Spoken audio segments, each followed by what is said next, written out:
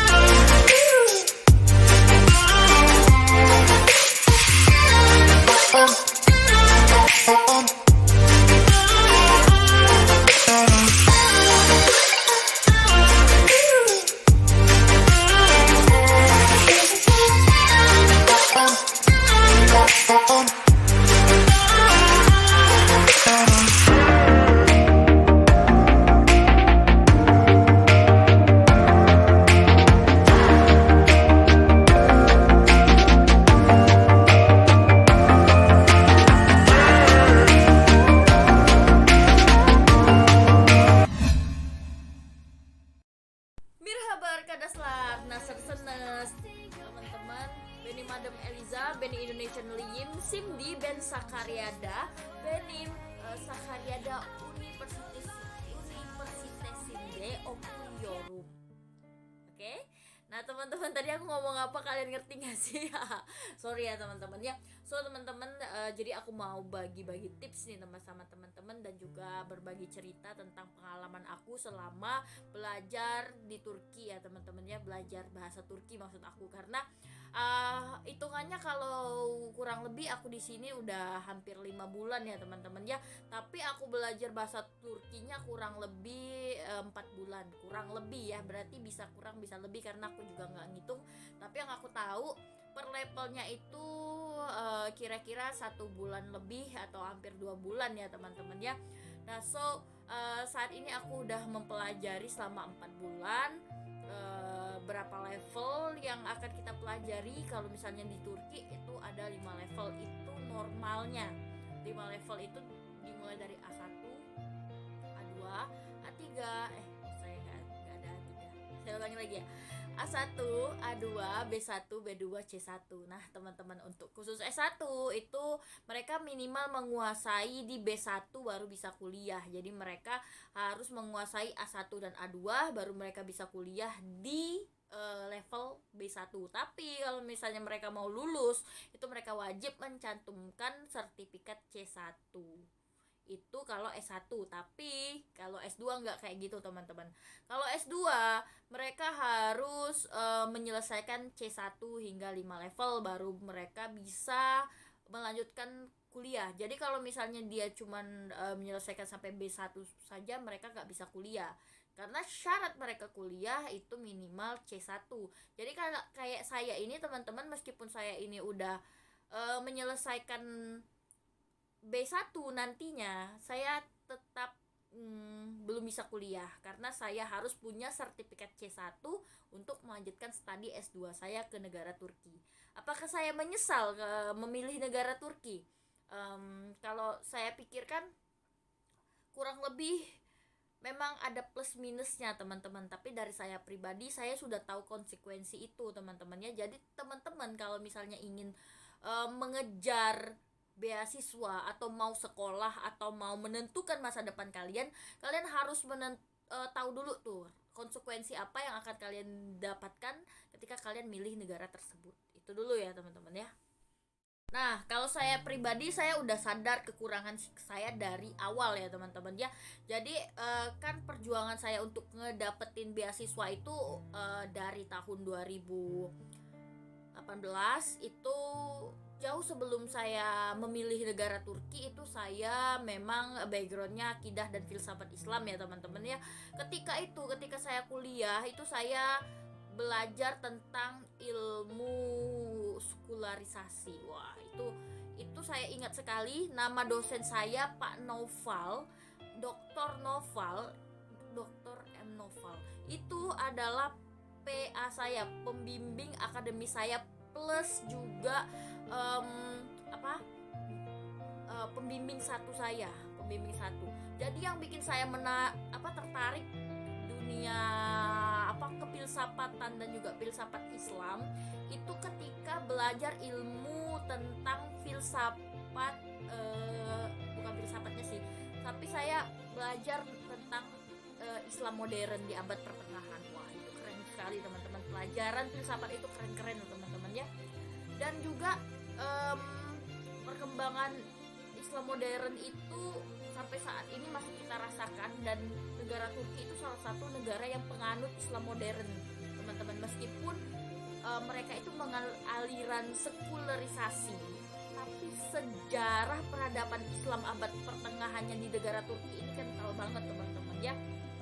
Nah, dan itu yang membuat saya tertarik dengan negara Turki teman-teman. Selain itu teman-teman, yang menarik lagi, mereka ini salah satu negara yang tidak mengharamkan belajar filsafat ya teman-teman ya. Jadi gini teman-teman, ini bahasanya panjang tapi teman-teman gak apa-apa biar teman-teman tahu kenapa alasan saya memilih negara Turki. Jadi gini teman-teman, yang buat saya menarik lagi ini adalah sejarah Islam abad pertengahan, yang mana waktu itu Islam mengalami kejayaannya di ilmu pengetahuan ya, dengan adanya para ilmuwan Islam yang menyatukan antara ilmu dan agama. Nah, dan munculnya tokoh-tokoh Islam pada abad pertengahan kayak Al-Kindi, Al-Ghazali, Al-Farabi, Ibnu Sina. Itu teman-teman, yang mana mereka ini memang cendekiawan muslim yang cerdas, tapi mereka ini mempelajari filsafat teman-teman. By the way, Yunani sama Turki itu tetanggaan teman-teman. Jadi kalau misalnya saya mau ke Yunani itu cukup naik kapal aja, teman saya bilang seperti itu, dan itu dekat teman-teman ya. Nah, karena itulah saya tertarik sekali dengan negara Turki ini teman-teman. Ditambah dengan perkembangan Islam yang saat ini ya teman-teman ya. Meskipun pada dasarnya kalau ketika saya datang ke sini tuh nggak istilahnya tuh sekularisasinya tuh pasti kental banget teman-teman. Tapi semenjak presidennya terpilihnya ini Erdogan ini teman-teman, banyak sekali kemajuan-kemajuan Islam yang terlihat ya, apalagi adanya peresmian Hagia Sophia sebagai masjid di Turki gitu kan. Itu sesuatu yang benar-benar menurut saya pencapaian terbaik di dunia Islam. Nah, saya sebagai seorang cendekiawan yang memang tertarik dengan dunia keislaman yang ada di negara Turki, jadi saya memilih negara Turki teman-teman. Dan yang kedua yang bikin saya tertarik di negara Turki ini juga, negara Turki ini loh teman-teman, nggak perlu skor TOEFL, nggak perlu skor IELTS. Saya mikirnya kayak gitu kan. Dulu kan saya mikir, wah saya kan punya kekurangan nih karena saya tidak terlalu menguasai bahasa Inggris ya. Meskipun sekarang ini sebenarnya saya tuh bisa-bisa aja teman-teman, karena saya belajar bahasa Inggris tuh bertahun-tahun dan saya udah punya juga sertifikat realnya teman-teman ya. Cuman nggak saya pakai teman-teman. sebenarnya kalau misalnya saya mau mengejar bahasa Inggris saya itu bisa-bisa aja. Dan teman-teman saya udah pada bilang ke saya kan, Eliza kalau misalnya kamu sabar kamu tuh bisa dapat LPDP gitu loh. Nah terus saya bilang enggak lah, saya enggak minat kalau mau LPDP dalam negeri. Kalau misalnya mau LPDP dalam negeri gas gitu loh, tapi skor saya waktu itu masih kurang kok untuk LPDP luar negeri teman-teman. Tapi untuk dalam negeri saya udah dapet ya, misalnya udah memenuhi kriteria gitu loh. Apalagi dengan kontribusi yang saya berikan. Sebenarnya kalau misalnya mau dibanding-bandingin ya teman-temannya, uang LPDP itu kan uang negara ya, lebih banyak ya teman-temannya. Tapi ya saya pikirnya kayak uang bukanlah tujuan kayak gitu loh. Karena bagi saya menuntut ilmu itu membuka pintu rezeki, membuka relasi, dan juga mengangkat derajat kita sebagai ilmuwan-ilmuwan muda ya teman-teman ya. Jadi teman-teman, alangkah sayangnya kalau misalnya ada ilmuwan muda yang ibaratnya tuh hanya memperkaya diri sendiri aja kayak gitu tuh, tapi nggak ada kontribusi terhadap negara kayak gitu loh. Yang perlu kalian catat, yang namanya orang-orang cendekiawan muda yang peduli masa depan bangsa, negara dan agama itu tuh sangat langka teman-teman ya. Jadi teman-teman, saya berharap dengan kalian menonton video saya ini, kalian bisa menjadi salah satu agen objek, seorang penggerak dan juga pencetus perubahan terhadap negara kita, terhadap agama kita, terhadap kehidupan kita ke depan. Karena ini jangka panjang deh teman-teman ya. Bahkan ketika kita udah nggak ada lagi di atas dunia pun, ini akan menjadi amal jariah untuk kita teman-teman ya. Karena saya kan udah pernah bilang ke teman-teman bahwasanya tujuan kita di atas dunia ini kan bukan tujuan dunia saja teman-teman. Kita kan akan pulang, dan juga bekal yang harus kita persiapkan itu buat harus banyak ya teman-teman ya. Karena kan saya tidak membicarakan tentang surga neraka teman-teman, karena saya menyadari bahwasanya tidak ada yang pantas, bahkan diri sendiri pun tidak pantas teman-teman. Mencium bau surga pun kira-kira saya ngerasa kayak insecure gitu loh teman-teman, karena masih banyak orang-orang yang jauh lebih alim, lebih soleha, lebih baik agamanya, dan juga lebih banyak ilmunya teman-teman ya. Tapi bagi saya itu, apapun yang saya lakukan ini ikhlas karena Allah Ta'ala. Bahkan kalau misalnya Allah memberi saya apapun itu bagi saya adalah appreciate kayak gitu loh, appreciate. Karena bagi saya apapun ukuran dunia bagi saya itu bukan materi teman-teman. Bahkan saya meninggalkan pekerjaan saya yang udah jelas-jelas teman-teman menguntungkan bagi saya dan juga bagi keluarga saya pun saya tinggalkan teman-teman, karena bukan tujuan dunia yang saya cari. Itu ya teman-teman ya.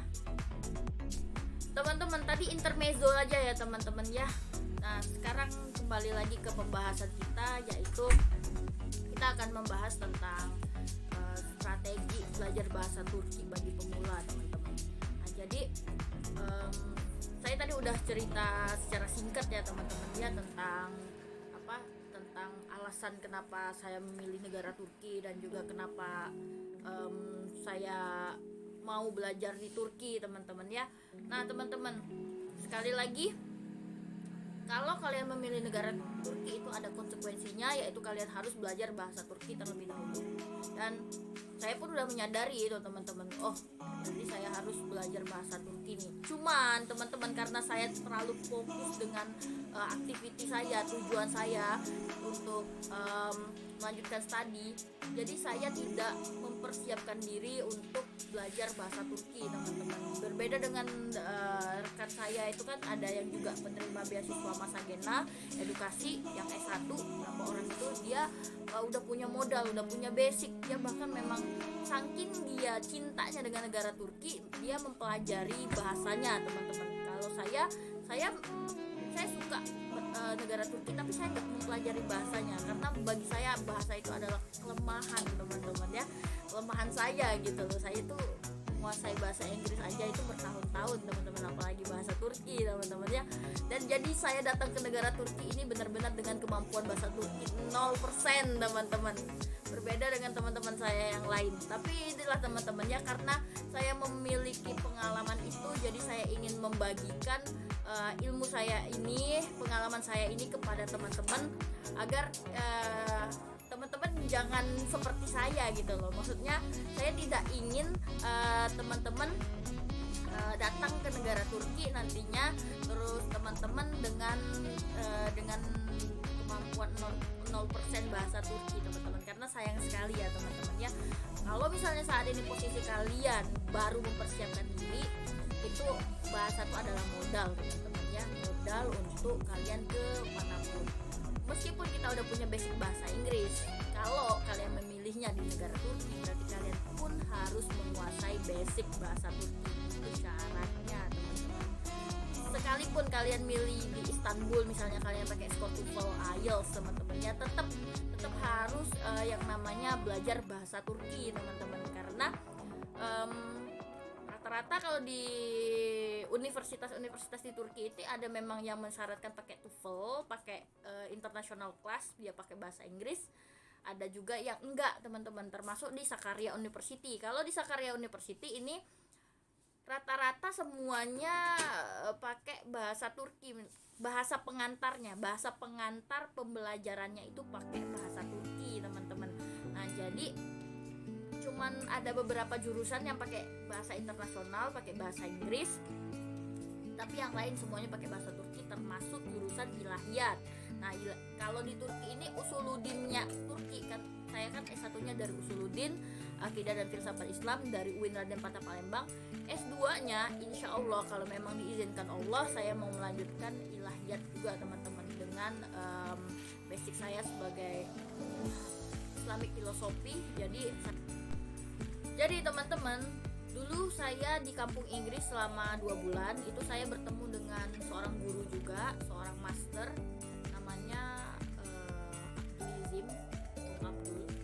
Itu beliau itu metode belajarnya itu tuh nggak sama dengan bahasa Inggris pada awamnya teman-teman ya, tapi ilmunya itu benar-benar kepake ketika saya di Turki, dan ini juga yang dipakai oleh guru-guru saya yang ada di Turki ya teman-teman ya, bagaimana cara menguasai bahasa, basic dasar bahasa. Sebenarnya ini nggak berlaku hanya untuk bahasa Turki, tapi juga bahasa Inggris, bahasa Spanyol, bahasa apapun.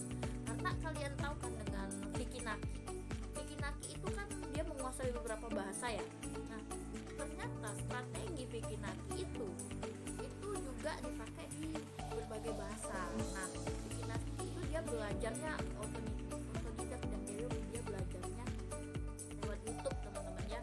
Nah dan dia ilmunya Vicky Naki itu dipakai juga di sini di Turki, dan juga dulu dipakai strategi saya belajar bahasa Inggris di kampung Inggris ya teman-teman. Semoga ini menjadi amal jariah bagi Om Abdul, karena Om Abdul sudah meninggal dunia di tahun 2021 kemarin. Beliau meninggal karena sakit corona teman-teman ya, dan insya Allah ilmu yang Om Abdul berikan itu bisa menjadi amal jariah dan untuk bisa membantu Om Abdul juga ya teman-teman ya. Kita doakan Om Abdul, semoga Om Abdul supaya dibebaskan dari siksa kubur, dan juga amal jariahnya terus mengalir, dan semoga saya sebagai muridnya menjadi salah satu perantara amal bijaweh. Amin amin ya rabbal alamin. Nah jadi teman-teman, saya bertemu dengan dua orang guru di kelas saya yang baru, namanya Hojam Emran sama Hojam Zelin ya teman-teman ya. Dua hojam yang sangat-sangat gokil bagi saya teman-teman. Dan kelas kami adalah kelas tersantai teman-temannya. Nah jadi setiap hari di dalam kelas itu kami tuh selalu mendengarkan musik musik Turki. Terus juga kami juga belajarnya santai banget. Kadang kelas kami itu sambil kadang tuh itu benar-benar santai ya, bisa sambil makan, bisa sambil jalan-jalan, bisa sambil main-main gitu loh teman-teman. Dan itu kita kayak ngerasa wah santai sekali kelas ini. Mungkin kelas lain nggak kayak gitu. Teman-teman saya yang udah naik level itu mereka bilang kalau belajarnya itu tegang gitu loh, karena hojamnya itu serius banget gini-gini. Tapi kelas kami enggak teman-teman. Nah jadi tiap hari kami mendengarkan musik, kami juga nonton film, kami juga kadang-kadang tuh ngobrol teman-teman, mendengarkan hojamnya ngobrol, terus juga praktek kayak gitu kan, belajar sambil bermain di kelas saya yang kemarin ya teman-teman ya. Ternyata kalau kita ingin menguasai bahasa itu tuh kita tuh harus suka dulu teman-teman dengan bahasa itu. Kalau misalnya kita belum suka, kita akan sulit menguasainya. Jadi teman-teman kalau misalnya pengen ke negara Turki, sukai dulu bahasanya, karena itu akan mempermudah teman-teman untuk mempelajarinya teman-teman. Jadi ketika saya bertemu dengan hoja-hoja yang baik itu, saya dan teman-teman saya jadi punya strategi baru untuk menguasai bahasa Turki. Dan hoja saya mengajarkan kepada saya kayak, Eliza kamu harus dengar musik tiap hari ya, dengan musiknya bahasa Turki ya kayak gitu. Terus Eliza kamu jangan lupa buat nonton film pakai bahasa Turki ya, dan itu dilakukan setiap hari kayak gitu loh. Jadi itu kebiasaan. Terus juga nulis juga harus setiap hari Eliza, apapun yang bisa kamu nulis gitu loh teman-teman. Tapi teman-teman, terlepas dari semua pelajaran verbal itu, teman-teman harus praktek gitu loh teman-teman. Mendengarkan musik setiap hari, terus juga saya nonton film itu jarang ya, karena saya sayang kuota. Jadi saya pakainya untuk praktek langsung teman-teman. Saya bergaul, berteman, dan juga berbicara dengan orang Turki. Terus juga memberanikan diri bertemu dengan orang-orang baru. Dan juga teman-teman, saya kan sering ke pasar. Kalau di sini pasarnya namanya Charse. Saya di Charse itu saya berani untuk nanya gitu, misalnya nanya harga ya, ne kadar abi kayak gitu. Terus katsya senda, nanya usia ya kan. Terus juga kalau bertemu dengan orang baru, kenalan, memnun oldem tasyakular, bilang kayak gitu. Pokoknya dibiasain aja lah, lo bisa karena biasa ya teman-teman ya. Nah terus setelah itu teman-teman, saya merasa lebih pede teman-teman untuk menguasai bahasa Turki. Memang rumus itu penting untuk dikuasai ya teman-teman ya. Dulu kan kalau misalnya baru dasar-dasarnya itu belajarnya paling past tense, belajar tentang present tense kayak gitu-gitu ya teman-temannya. Dan itu dipakai teman-teman, dipakai ketika kita ngobrol teman-teman. Nah dan itu saya lakukan teman-teman ya. Terus juga nulis teman-teman, nulis juga harus tapi hojam saya itu baik sekali teman-teman. Jadi karena saya belum bisa menguasai ya, dia saya nggak disuruh pulang sama dia bilang kayak gini, Elisa sini ya, kamu jangan pulang dulu, kamu nggak ngerti yang mana tadi rumusnya, ini ya Elisa ya, ingat ini Medan Onje Destan Sondra gitu. Jadi hoja saya itu benar-benar pengen saya tuh lulus gitu loh. Dan saya ngerasa kayak wah bener-bener diperhatiin nih sama hojanya kayak gitu kan. Dan itu buat saya ngerasa kayak alhamdulillah lah ketemu dengan hoja-hoja yang baik gitu loh, sehingga saya semangat buat belajar teman-teman. Jadi saya biasakan terus, karena kalau misalnya belajar bahasa Turki itu tuh dasar ya teman-teman ya. Kalau misalnya baru 5 level itu baru dasar, karena bahasa akademis itu akan lebih sulit. Dan juga kalau misalnya kita semakin naik levels, akan semakin banyak lagi yang namanya